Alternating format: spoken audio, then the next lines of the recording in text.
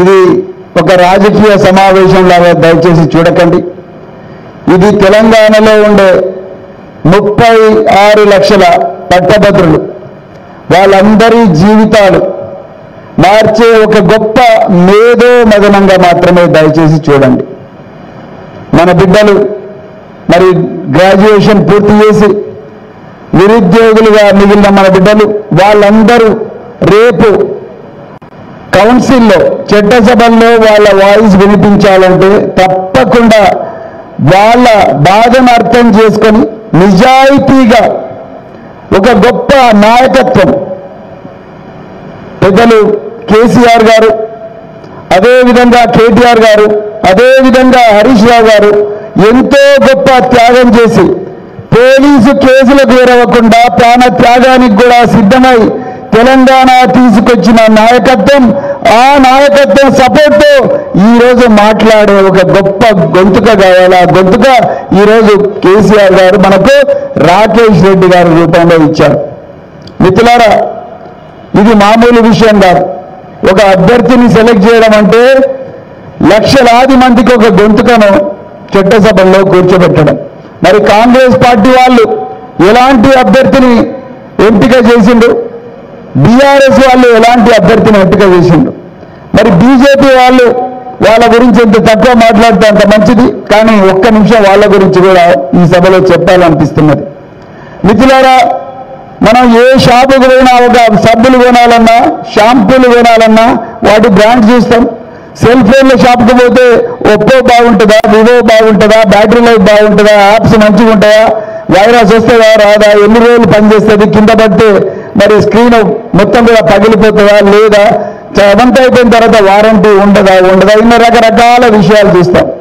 అదేవిధంగా మరి పెళ్లి మన బిడ్డలకు తల్లిదండ్రులు ఎవరైనా ఉంటే అమ్మాయిలకు మరి పెళ్లి కొడుకుని చూడాలన్నా, ఒక ఇంటికి రావాల్సిన అల్లుడిని చూడాలన్నా అదేవిధంగా వాళ్ళ గుణగణాలు చూస్తాం.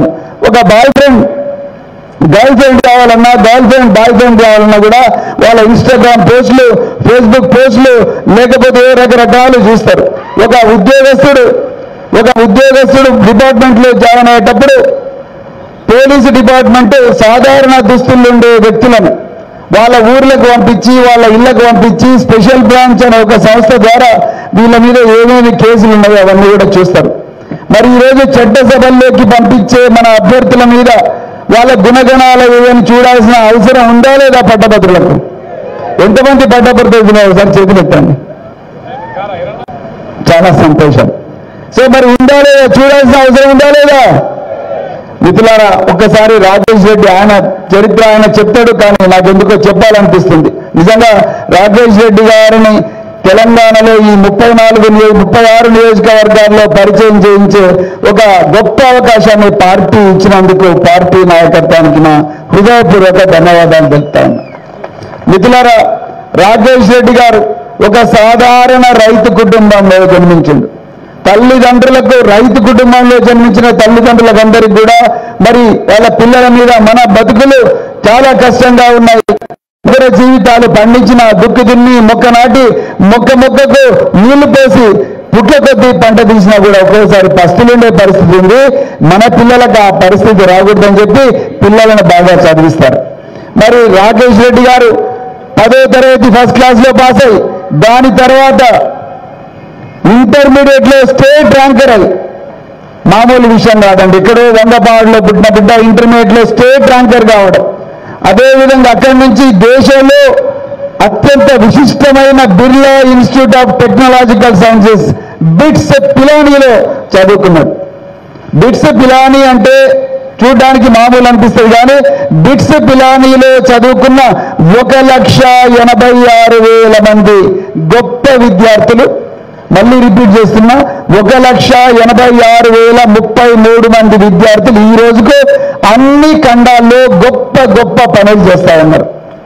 ఉదాహరణకు నేను బోస్టన్ మహానగరం పోయినా 2022లో ప్రశాంత్ పాలకృతం ఇక్కడి నుంచి కేవలం 30 కిలోమీటర్లు 40 కిలోమీటర్ల దూరంలో ఉండే మహబూబాబాద్ ప్రాంతంలో పుట్టిన ఆయన.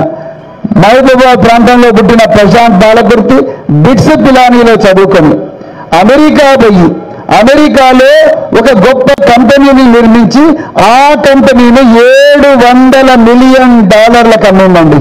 అంటే 5,600 కోట్ల రూపాయలకు అమ్మిండు. ఆయన ఈరోజు ఆ అమ్మిన డబ్బుతోని ప్రపంచంలో ఎక్కడెక్కడైతే పేదలు ఉన్నారో ఆ పేదలందరూ కూడా చదువులో సహాయం చేస్తున్నారు. అలాంటి గొప్ప వ్యక్తి వచ్చిన ఇన్స్టిట్యూట్ బిట్స్ పిలాని. అదేవిధంగా సమీర్ భాటియా, మనకు ఈమెయిల్ అంటే తెలియని రోజుల్లో, ప్రపంచానికి ఈమెయిల్ అంటే తెలియని రోజుల్లో సమీర్ భాటియా hotmail.com అని ఒక ఈమెయిల్ అనే ఒక ప్రోడక్ట్ను తయారు చేసి $400 మిలియన్ బిల్ గేట్స్ కమ్మిండు.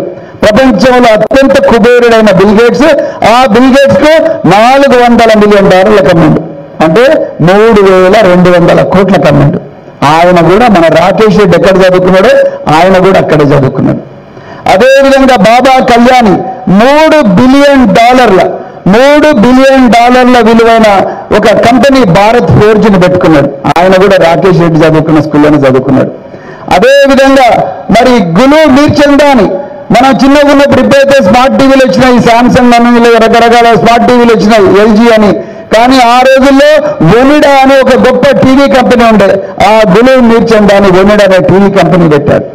అదేవిధంగా ఫణీంద్ర సమా, మన తెలంగాణకు చీఫ్ ఇన్నోవేషన్ ఆఫీసర్గా పనిచేసిన ఫణీంద్ర సమా redbus.in అంటే మనం బస్సుల్లో రిజర్వేషన్ చేసుకోవడానికి ఇంతకుముందు కౌంటర్ దగ్గరికి పోయి చేసుకునే పరిస్థితి నుండి మనందరికీ విముక్తి కల్పించి టాయిలెట్లో కూర్చొని కూడా స్మార్ట్ ఫోన్ ఉంటే అక్కడి నుంచి బస్సుల్లో టికెట్ బుక్ చేసుకోవడం, కాశ్మీర్ నుంచి కన్యాకుమారి దాకా, గుజరాత్ నుంచి నాగాలాండ్ దాకా ఎక్కడైనా చేసుకోవచ్చు. అలాంటి గొప్ప గొప్ప వ్యక్తులు చదివిన ఇన్స్టిట్యూట్ నుంచి అలా రాకేష్ రెడ్డి వచ్చింది. నేను ఎందుకు ఈ విషయం చెప్తున్నంటే, రేపు మీరు రాకేష్ రెడ్డి గారిని ఎమ్మెల్సీ చేస్తే ఏం చేస్తారు? ఆయన ప్రశ్నించే గొంతుగా మాత్రమే కాకుండా ఆయన రేపు ఇదే పాలేరు ప్రాంతానికి వచ్చి ఇదే ఓపెన్ మీటింగ్ లో ఆ ప్రశాంత్ బాలకుర్తిని, సమీర్ భాటియాని తీసుకొచ్చి మన నిరుద్యోగ యువత అందరికీ కూడా ఉద్యోగాలు ఇప్పించే ప్రయత్నం చేస్తారు. ఆయన 2013లో అమెరికా నుంచి ఇండియాకు వాపస్ వచ్చింది. అమెరికా నుంచి ఇండియాకు వాపస్, అమెరికా వాళ్ళు పంపిస్తే రాలేదు. నాకు ఈ అమెరికా వద్దు, నాకు ఈ సుఖాలని వద్దు, నాకు ఈ వజ్రాలు వద్దు, వైడూర్యాలు వద్దు, లగ్జరీ కార్లు వద్దు, ఆ పెద్ద పెద్ద బంగ్లాలు వద్దు, నేను మా తెలంగాణకు పోయి తెలంగాణ బిడ్డలందరినీ నాకన్నా గొప్పగా తయారు చేస్తాను ఒక పవిత్రమైన ఆశయంతో రాకేష్ రెడ్డి గారు మరి ఈరోజు తెలంగాణకు రావడం జరిగింది. 10 సంవత్సరాలు భారతీయ జనతా పార్టీలున్నా, భారత రాష్ట్రవంతులున్నా ప్రజా సమస్యల మీదనే పోరాటం చేయాలని మరి నిర్ణయించుకున్న గొప్ప పోరాట యోధుడు. అదొక్కటే కాదు, చాలా మంది కూడా పోరాటాలు చేస్తారు కానీ చదవరు. కానీ రాకేష్ రెడ్డి గారు పోరాటం చేస్తూనే, నాయకత్వం వహిస్తూనే 3 బుక్కులు రాసిండండి. పేద బిడ్డల కోసం, నిరుద్యోగులు కోచింగ్ సెంటర్లో చదువుకునేటప్పుడు వాళ్ళకి Indian economy, Indian history, Indian polity, అదేవిధంగా సైన్స్ అండ్ టెక్నాలజీ, అదేవిధంగా కరెంట్ అఫైర్స్ మీద వాళ్ళకు మెటీరియల్ దొరకదు. కానీ నేను పడ్డ బాధ ఈ గ్రామీణ ప్రాంతాల్లో వచ్చిన పిల్లలు పడకూడదని చెప్పి వాళ్ళందరి కోసం గొప్ప గొప్ప పుస్తకాలు రాసి వాళ్ళందరూ ఆ పుస్తకాలు ఫ్రీగా ఇచ్చిన ఒక గొప్ప మరి మేధావి ఈరోజు మన బీఆర్ఎస్ అభ్యర్థి రాకేష్ రెడ్డి గారు. అది కాకుండా ఎన్నో సామాజిక కార్యక్రమాలు చేశారు, వారి మాటల్లోనే చెప్తారు. మిత్రులారా, ఇది మన బీఆర్ఎస్ అభ్యర్థి. మరి కాంగ్రెస్ అభ్యర్థి గురించి మీకు అందరికీ తెలుసా? కాంగ్రెస్ అభ్యర్థి ఎవరో తెలుసా? ముందర తెలుసా? కాంగ్రెస్ అభ్యర్థిని మరి 34 మంది ఎమ్మెల్యేలు, ఉత్తమ్ కుమార్ రెడ్డి గారు, కోమటిరెడ్డి వెంకటరెడ్డి గారు, రేవంత్ రెడ్డి గారు, వీళ్ళందరూ కూడా, కొండా సురేఖ గారు, వీళ్ళందరూ కలిసి కాచి వడపేసి ఒక మంచి అభ్యర్థిని ఇచ్చాడు మనకు. ఆయన గుణగణాలు వినాలా ఉందా? మీకు వినాలా ఉందా? వద్దా? చెప్పమంటారా లేకపోతే బంద్ చేయమంటారా? ఓకే మిత్రులారా, మరి తీన్మార్ మల్లన్న గారిని ఇంతకుముందే చెప్పిన మన అభ్యర్థి మన గొంతుక ఏ విధంగా ఉండాలి? ఒక్క నిమిషం బ్రదర్, ఒక్క నిమిషం. మన అభ్యర్థి మరి రాకేష్ రెడ్డి గారు, ఆయన ప్రసంగంలో ఆయన భాష ఎట్లుంటుంది, ఆయన ఆలోచనలు ఉంటే మీరు వింటారు. తినబోయేదానికి నేను రుచి చూపించడం బాగుండదు. కానీ తీర్మాన్ మల్లన్న గారు ట్యూనీస్లో ఎలాంటి భాష మాట్లాడతారు? చెప్పు తీసుకొని కొడతాను ఎలాంటి భాష మాట్లాడతారు. ఆయన ఈరోజు ఏం చేస్తున్నాడు అంటే ప్రచారంలో అప్పుడప్పుడు మా ఫ్రెండ్స్ అంతా షేర్ చేస్తూ ఉంటారు. ఆయన కాంగ్రెస్ కండువా వేసుకొని మొన్న కోదాడ పోయి ఉత్తమ్ కుమార్ రెడ్డి గారు ఉత్తమ్ కుమార్ పద్మావతి గారు కాళ్ళ మీద పడ్డారు. అంటే నన్ను దయచేసి క్షమించండి, నేను అనరాని మాటలు మిమ్మల్ని క్యూరీసి అన్నాను. అదే కోమటిరెడ్డి వెంకటరెడ్డి గారి దగ్గర కూడా అదే డ్రామా చేసింది. అంటే రోజు ఆయనకు సారీ చెప్పుకోవడం కోసమే సరిపోతున్నాయి ఆయన పని ప్రచారంలో. మరి ఆయన ఎలక్షన్ కమిషన్ ఆఫ్ ఇండియాకు తీర్మాన్ మల్లన్న గారు ఆయన శాస్త్రాలతోనే సంతకం చేసిన అఫిడవిట్ నేను ఇంటర్నెట్ నుంచి డౌన్లోడ్ చేసుకున్నాను. దాంట్లో వారు తన మీద ఉండే కేసుల వివరాలు ఎలక్షన్ కమిషన్ ఆఫ్ ఇండియాకి సమర్పించిండ్రు. 56 కేసులు ఉన్నాయి. ఒకటి కాదు, రెండు కాదు, 56 కేసులు. తెలంగాణ ఉద్యోగులు కూడా కేసులు ఉన్నాయి. Prevention of destruction to public property act అనో, లేకపోతే ప్రివెంటివ్ అరెస్ట్ అనో, లేకపోతే ధర్నానో, రాస్తారోకోనో, అవన్నీ అయితే ఉద్యమ కాలంలో రాస్తారోకోలు, ధర్నాలు, ప్రివెంటివ్ అరెస్టులు, లేకపోతే గోడల మీద రాతలు, పోస్టర్లు వేసుడు, ఇవన్నీ మామూలు కేసులే. అవన్నీ పోరాటంలో జరిగే కేసులు, ఒక పవిత్రమైన ఆశయం కోసం, ఒక ప్రాంతాన్ని విముక్తి చేయడం కోసం వచ్చే కేసులు. వాటి గురించి ఎవరు కూడా అడగరు. ఆ కేసులు ఉంటే చాలా మంది చాలా గొప్పగా మరి కీర్తిస్తారు. కానీ తీన్మార్ మల్లన్న గారి మీద ఉన్న కేసులు డిఫరెంట్. అదే నాకు చాలా బాధగా ఉంది. అలాంటి వ్యక్తిని కాంగ్రెస్ వాళ్ళు మనం ఓట్లేసి పట్టభద్రులతో సహా పట్టపగలే వాళ్ళు ఇచ్చిన 6 గ్యారంటీల గారడి చూసి నమ్మి మోసపోయి పట్టభద్రులు కూడా వాళ్ళకు ఓటేసిండ్రు. కొంతమంది పట్టభద్రులు ఎంత దూరం ఉంటే, నేను బహుజన్ సమాజ్ పార్టీ నుంచి సిర్పూర్లో పోటీ చేస్తుంటే బస్సు వేసుకొని వచ్చి బస్సు మీద కాంగ్రెస్ జెండా పెట్టుకున్నారు. బాబు మీరు ఎవరంటే, సార్ మేము కాంగ్రెస్ వాళ్ళం కాదు, కానీ కాంగ్రెస్ పార్టీ రావాలని ఒక్క పైసా తీసుకోకుండా ఆ బస్సుల మీద తిరుగుతా ఉన్నారు. అదే నిరుద్యోగ బిడ్డలు, అదే పట్టభద్రులు కాంగ్రెస్ వచ్చిన 10 రోజులకే మళ్ళీ ఇందిరాబాద్లో వచ్చి ధర్నా చేసిండ్రు. అంటే అంత ఘోరంగా పట్టభద్రులు కూడా మోసం చేసిండ్రు. సో మరి తీన్మార్ మల్లన్న గారి విషయానికి వస్తే 56 కేసులు ఉన్నాయి. మొదటి రకం కేసులు ఏంటంటే మహిళల ఫోటోగ్రాఫ్స్, గూగుల్ ఇమేజెస్ ఇంటర్నెట్ నుంచి డౌన్లోడ్ చేసి కల్వకుంట్ల కవిత గారి ఫోటోగ్రాఫ్తో సహా వాటిని అసభ్యంగా చిత్రీకరించి వాటిని ఫేస్బుక్ పేజెస్లో అప్లోడ్ చేయడం, అదేవిధంగా ట్విట్టర్ హ్యాండ్స్లో అప్లోడ్ చేయడం, ఆయన క్యూన్యూస్లో పెట్టడం.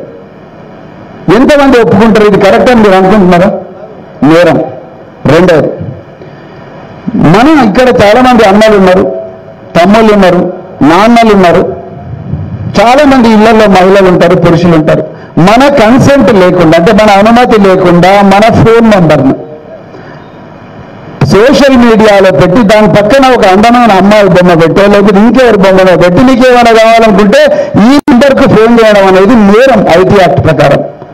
అలాంటి కేసులు తీన్మార్ మల్లన్న గారి మీద 3 కేసులు బుక్కాను.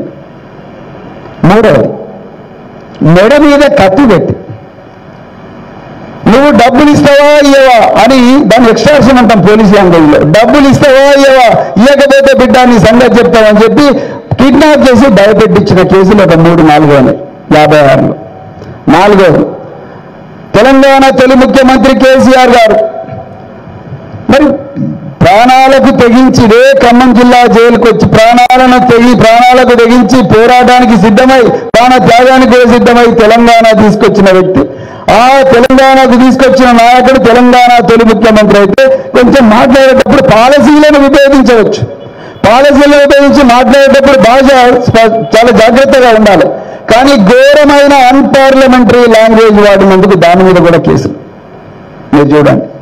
అదేవిధంగా చిన్నపిల్లలు, తల్లిని రాజకీయాల్లో మీరు నేను కొట్టుకోవచ్చు, ఎవరైనా కొట్టుకోవచ్చు, కానీ ఆ చిన్న పిల్లలు మైనర్లైన పిల్లలను కూడా రాజకీయాల్లో గురించి వాళ్ళ పేరు మీద ఒపీనియన్ పోల్ పెట్టడం, బాడీ షేమింగ్ చేయడం, ఒపీనియన్ పోల్ కూడా పెట్టండి. పిల్లల మీద ఒపీనియన్ పోల్ పెట్టి మీరందరూ ఓటేయండి వీడు మంచోడా చెడ్డా అని అభం శుభం గలని చిన్నారుల మీద కూడా ఒపీనియన్ పోల్ పెట్టడం, దాని మీద కేసులు.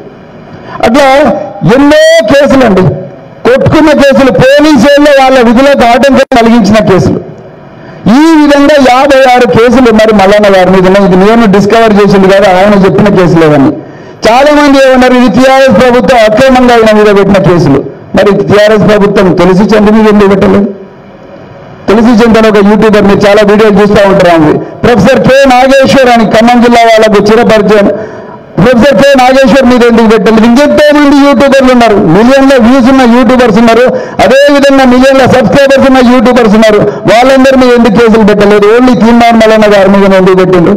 అంటే మీదంతా క్రిమినల్ యాక్టివిటీ, ఒక ఈవిల్ ఇంటెన్షన్, ఒక తప్పుడు ఇంటెన్షన్ గుండెలో పెట్టుకొని చేసిన వీడియోలన్నీ కూడా ఈరోజు నేరాలైనాయి, తప్పకుండా నేరాలు అవుతాయి. సో మిత్రులారా, నేను మిమ్మల్ని అందరినీ కూడా రిక్వెస్ట్ చేసేది ఒకటే, ఒకవైపు రాకేష్ రెడ్డి గారు బాగా చదువుకొని గోల్డ్ మెడల్ తీసుకొని లక్షల రూపాయల జీతం వచ్చే గొప్ప ఉద్యోగాన్ని వదులుకొని ఈరోజు మన సేవ కోసం మన గొంతుగా మారడానికి వచ్చిన ఒక అభ్యర్థి మన రాకేష్ రెడ్డి. మరోవైపు 56 కేసులుండి ప్రశ్నించే గొంతుకని రోజు బాగా ఊదుకుంటూ ఘోరమైన లాంగ్వేజ్ వాడుతూ అసభ్యకరమైన పదజాలం వాడుతూ మరి కాంగ్రెస్ పార్టీలో అభ్యర్థి ఉన్నాడు. మరి రాకేష్ రెడ్డి కావాలా, తీర్మానం మల్లన్న కావాలా? మీకు గట్టిగా చెప్పండి. రాకేష్ రెడ్డి కావాలంటే 2 చేతులు ఎత్తండి. చాలా సంతోషం మిత్రులారా, మీరు నిజంగా గొప్ప పట్టభద్రులు, ఆలోచించే పట్టభద్రులకు మార్గదర్శులు, రోల్ మోడల్స్ అంటే పాలేరు పట్టభద్రులు అని నేను అనుకుంటున్నాను. చాలా చక్కగా ఆలోచిస్తున్నారు మీరు. మిత్రులారా, ఇది మామూలు పోరాటం కాదు. ఇంతకుముందు పెద్దలు చెప్పిండ్రు, ఇది ఒక భీకర యుద్ధం, రాజ్యాంగబద్ధమైన యుద్ధం, నిజానికి అబద్ధానికి మధ్యలో జరుగుతున్న యుద్ధం. ఇది 10 సంవత్సరాల నిప్పు లాంటి కేసీఆర్ గారి పాలనకు కళ్యాణ లక్ష్మి కావచ్చు, కాళేశ్వరం ప్రాజెక్టు కావచ్చు, షాదీ ముబారక్ కావచ్చు, నేను పనిచేసిన 1000 గురుకులాలు కావచ్చు, ఇంకా మిషన్ భగీరథ కావచ్చు, ఎన్నో గొప్ప గొప్ప ప్రాజెక్టులు కావచ్చు, వాటన్నిటికీ అది నిజం అక్కడుంది. 6 నెలల అబద్ధాల పాలన రేవంత్ రెడ్డి, ఆ రెండింటికి మధ్యలో జరుగుతున్న యుద్ధం. నిజం ఒకవైపు ఉంది, అబద్ధం ఇంకొక వైపు ఉంది. ఎవరు గెలవాలి? గట్టిగా చెప్పండి. ఎవరు గెలవాలి? నిజం గెలవాలి. మరోవైపు ఈ యుద్ధం మామూలు యుద్ధం కాదు, ఒక గొప్ప ఆశయానికి, మరోవైపు అహంకారానికి మధ్యలో జరుగుతున్న యుద్ధం. నేను ఆశయం ఎందుకంటే అహంకారం ఒక్కటి నిజం చెప్తా. నేను గురుకులాల సెక్రటరీగా పనిచేస్తున్నప్పుడు వరంగల్లో మమత అనే ఒక అమ్మాయి చనిపోయింది. డెంగ్యూ ఫీవర్తో చనిపోయింది. పక్కన ఉండే ఏటూరు నాగారం అడవుల్లో చనిపోయింది. ఆ అమ్మాయికి జ్వరం వచ్చినప్పుడు ఆ స్కూల్ ప్రిన్సిపల్, నా వల్ల కాదు, నేను ఈ అమ్మాయిని నయం చేయించలేను, ఏమైపోతుంది నాకు, నా గురువు పడుతుంది అని చెప్పి తల్లిదండ్రులు పిలిపించి ఇంటికి పంపిస్తే ఆ అమ్మాయి ఏటూరు నాగారం అడవుల్లోకి తల్లిదండ్రులు తీసుకుపోయి తాయెత్తించింది. అమాయకత్వంతో చనిపోయింది ఆ అమ్మాయి. వరంగల్ ఎంజిఎంలో మల్టిపుల్ ఆర్గాన్ ఫెయిల్యూర్తో చచ్చిపోయింది. ఆ విషయం కేసీఆర్ గారు ముఖ్యమంత్రిగా ఉన్నప్పుడు మమ్మల్ని అందరినీ పిలిపించి రివ్యూలో అడిగినప్పుడు నేను ఈ విధంగా అవుతున్నాయి సార్ అంటే వెంటనే 2 విషయాలు చెప్పారు ముఖ్యమంత్రి గారు. ఒకటి, ముందు ఒక్క అమ్మాయి కూడా ఇట్లా సాగొద్దు. రెండవది, 12వ తరగతి తర్వాత మళ్ళీ ఇళ్ళకి పోతే పెళ్లిళ్ళు అవుతున్నాయి, ఊర్లలోకి పోయి పట్టణాలకు వచ్చి డిగ్రీ కాలేజీల్లో చదువుకోవాలంటే ఇల్లు ఇవ్వమంటే కులం అడుగుతున్నారు. అమ్మాయిలకు మరింత కష్టమవుతున్నది. వేల కోట్ల రూపాయలైనా పర్వాలేదు, అన్ని డిగ్రీ కాలేజీలు పెట్టండి, కంట్రోల్ రూమ్ పెట్టి అందరి ఆరోగ్యాన్ని కూడా 24 గంటలు సమీక్షించండి అన్నారు. నమ్ముతారో నమ్మరు, మేము భద్రాచలం చెర్లకు కూడా డాక్టర్లను ఎండాకాలం పంపించుతున్నాం. చెర్లకు కూడా పంపించి చెర్లలో ఒక అమ్మాయికి మూర్ఛ రోగం ఉంటే అమ్మాయిని ఎప్టైన్ టాబ్లెట్ వేసుకున్నావా లేదా అని హైదరాబాద్ నుంచి ఫోన్ చేసి ఎప్టైన్ గోళీ సీసాలు ఆ అమ్మాయికి ఇచ్చిన పరిస్థితి ఉండే. నడిగూడెంలో కీర్తన అమ్మాయి కరెంట్ షాక్తో 2 చేతులు పోతే ముఖ్యమంత్రి గారు జర్మనీ నుంచి కృత్రిమ చేతులు 36 లక్షల రూపాయలు పెట్టి ఆ అమ్మాయి కృత్రిమ చేతులు ఇచ్చిన పరిస్థితి. అది గొప్ప ఆశయం.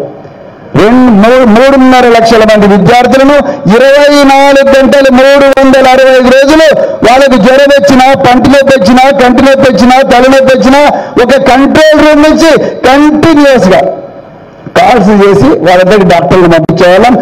ప్రభుత్వ ఆసుపత్రుల్లో ఫెసిలిటీస్ లేకపోతే ప్రైవేట్ ఆసుపత్రులు కన్నా పంపించి పిల్లలను కాపాడుకునే వాళ్ళం. ఇది ఆశయం. ఇంకా అహంకారం వైపు చూడండి. ఇదే రేవంత్ రెడ్డి ప్రభుత్వం దాదాపు 25 మంది అమ్మాయిలు అబ్బాయిలు సూసైడ్ చేసుకున్నారు. ఒక్క రోజు కూడా ముఖ్యమంత్రి గారు, నేను ఎందుకు చెప్తున్నానంటే ముఖ్యమంత్రి గారే సంక్షేమ శాఖ మంత్రి ఇక్కడ, ఒక్కరోజు కూడా ముఖ్యమంత్రి గారు ఏం జరుగుతుంది, ఎందుకు వీళ్ళు చచ్చిపోతున్నారు అని ఒక్కరోజు కూడా సమీక్ష చేయలేదు. ఒక్కరోజు కూడా తల్లిదండ్రులతో ఫోన్లో మాట్లాడలేదు. అయ్యో మీ పిల్లలకి ఇట్లా అయింది కదా, మరి మీ కుటుంబాలను ఏ విధంగా ఆదుకోవాలని ఒక్కరోజు కూడా ఆలోచించలేదు. ఒక్కసారి ఆలోచించండి మిత్రులారా. అందుకొరకే చెప్తున్నా, మీరు రాకేష్ రెడ్డికి ఓటేసేటప్పుడు రాకేష్ రెడ్డి గారికి మాత్రమే కాదు, మన బిడ్డల భవిష్యత్తు కోసం ఓటేస్తున్నట్టు, పుట్టబోయే బిడ్డల భవిష్యత్తు కోసం ఓటేస్తున్నట్టు, తెలంగాణ ప్రయోజనాల కోసం ఓటేస్తున్నట్టు.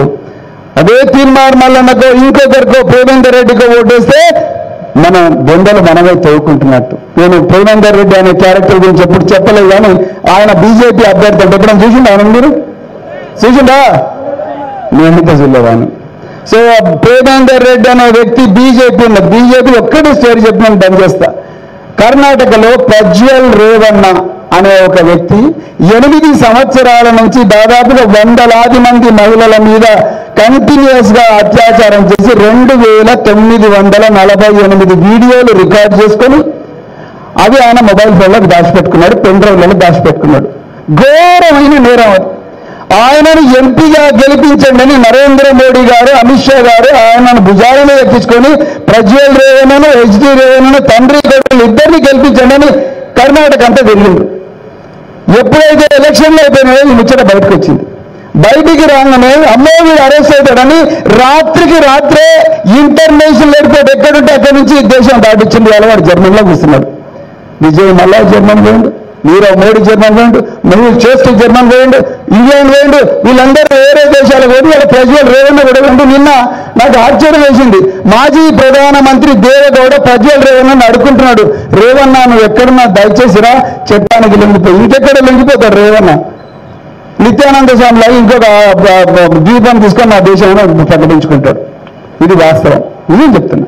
సో అలాంటి ఘోరమైన బీజేపీ రాజ్యాంగాన్ని రద్దు చేసి ఎస్సీ, ఎస్టీ, బీసీ మైనారిటీలకు వీళ్ళందరూ కూడా రిజర్వేషన్లు తీసేస్తామని రాజ్యాంగాన్ని రద్దు చేస్తామంటున్న బీజేపీ అభ్యర్థి ప్రేమేందర్ రెడ్డికి ఓటేద్దామా? మరి వేద్దామా? వాళ్ళకు ఓటేస్తే మన మహిళలను అగౌరవపరిచినట్టు. మన మహనీయులు ఎవరైతే మన కోసం పోరాటం చేసిండ్రో 100ల సంవత్సరాల మహాత్మా జ్యోతిరావు పూలే దగ్గర నుంచి బాబాసాహెబ్ అంబేద్కర్ గారి దగ్గర వారందరినీ కూడా మనం అవమానపరిచినట్టు మిత్రులారా. అందుకొరకు అది కూడా దయచేసి దృష్టిలో పెట్టుకోండి. అందుకొరకే ఇది గొప్పకి ఒక అహంకారానికి మధ్యలో జరుగుతున్న పోరాటం. ఎవరు గెలవాలి? ఆశయం గెలవాలా, అహంకారం గెలవాలా? ఆశయం గెలవాలి మిత్రులారా. అందుకొరకే 27వ తారీఖు నాడు ఇంకా కేవలం 2 రోజులు ఉంది. మీ దాంట్లో ప్రతి ఒక్కరు కూడా ఒక రాకేష్ రెడ్డి, ప్రతి ఒక్కరు కూడా ఒక రాకేష్ రెడ్డి, మీరు మీ ప్రాంతంలో ఉండే పట్టభద్రులు అందరి ఇళ్ళ దగ్గరకు పోయి మీరు దయచేసి మనం ఇక్కడ మాట్లాడుకున్న విషయాలను అక్కడ చెప్పి వాళ్ళకు 1 అని రాయించండి. వాళ్ళు ఏమనుకోండి రాయించండి. ఎందుకంటే పొద్దున చర్చ జరిగింది, 30,000 ఓట్లు చెల్లకుండా పోయినంట. పట్టభద్రుల ఓట్లు చెల్లకుండా పోతుంది. దేశానికి హోప్ ఎక్కడున్నది? సో ఆ చెల్లకుండా పోవాలంటే తప్పకుండా మీరందరూ కూడా ప్రాక్టీస్ చేయించి 3వ నంబర్లో రాకేష్ రెడ్డి గారు ఉంటారు. ఆ 3వ నంబర్ ఉంటే రాకేష్ రెడ్డి పేరు ఎదురుగా 1 అని రాయాలి. ఒక నిలువు నామం 1 అని రాయాలి. దయచేసి మీ కుడి చేయి పైకెత్తండి, ఒక్కసారి 1 చూపించండి. బాగా గుర్తు. పొద్దున్న లేకనే 1 అనుకోవాలి, రాత్రి పడుకునే ముందే 1 అనుకోవాలి. సో ఆ విధంగా 2 రోజులు ప్రాక్టీస్ చేసి అందరు కూడా చెప్తే తప్పకుండా రాకేష్ రెడ్డి గారు గెలుస్తారు. రాకేష్ రెడ్డి గారు ఒక్కడు కాదు, రాకేష్ రెడ్డి గారు వెనుక మరొక మనకు గొప్ప ప్రశ్నించే గొప్ప పెద్దలు హరీష్ రావు గారు ఉంటారు, అదేవిధంగా కేటీఆర్ గారు ఉంటారు, కేసీఆర్ గారు ఉంటారు. వేదిక మీద అందరూ మేధావులు, గొప్ప రాజకీయులు ఉంటారు. తప్పకుండా రాకేష్ రెడ్డి ద్వారానే మనకు న్యాయం జరుగుతుందని చెప్పి కోరుకుంటూ మరొకసారి ఇంత ఓపికగా మరి ఈ ప్రసంగాన్ని విన్నందుకు అందరూ కూడా ధన్యవాదాలు చెప్తూ జై తెలంగాణ.